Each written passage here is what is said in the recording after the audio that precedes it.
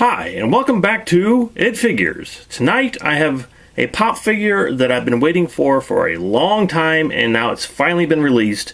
That's Elvira, Mistress of the Dark. On the back of the package is an actual picture of Elvira in one of her famous poses, sitting down with all the fog. And it's really cool that they actually show the actress on the packaging, which is very rare. For the rest of the packaging, it's your basic pop figure.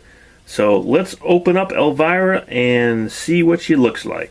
So I've always been a huge Elvira fan. I've loved her ever since I've been a kid, and I still love her.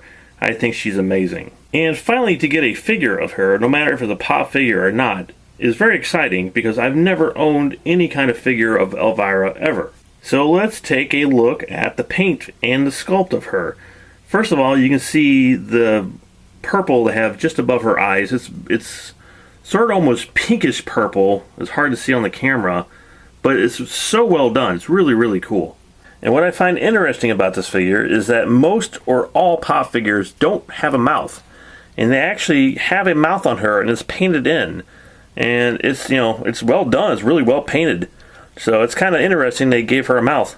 As for the rest of her, you can see they sculpted her chest really well. It's one of the signature things of Elvira, of course, is her cleavage.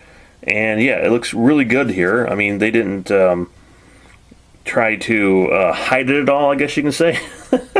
They did a great job with it. And she actually has a knife in her waistband. I don't know if anyone knows that or not, but they sculpted that in. It's really cool. And they actually gave her a ring too, and black fingernails. And like a lot of Elvira's poses, her one leg is sticking out from the dress. Her hair is definitely Elvira's hair, without question. And I love how it comes all the way down her back to almost the floor. It's really, really cool. I really like how they did her dress too, how it flows out on the floor. And she's in a really good pose. I mean, some other figures may be posed with their hands on their hips, and it's not as interesting, but for Elvira, I mean, that's sort of her pose.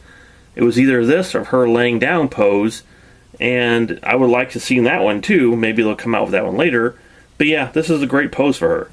I'm just really happy to finally own Elvira after all these years. And the fact they did such a great job with her. So let's bring up the old Figometer and see how Elvira stacks up.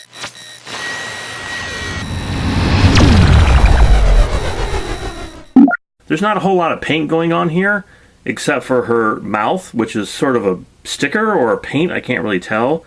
And the color above her eyes is so well blended with sort of the pinkish purple. It's really, really well done. I've not seen them blend colors like that on a pop figure before. So overall, I am really happy with this pop figure. And I give Elvira a 5 out of 5. So I want to thank you, Funko, for finally getting Elvira on my shelf. And if you like this review and want to see more reviews like this, and more pop figure reviews, and more action figure reviews, make sure you hit that subscribe button so I can see you next time.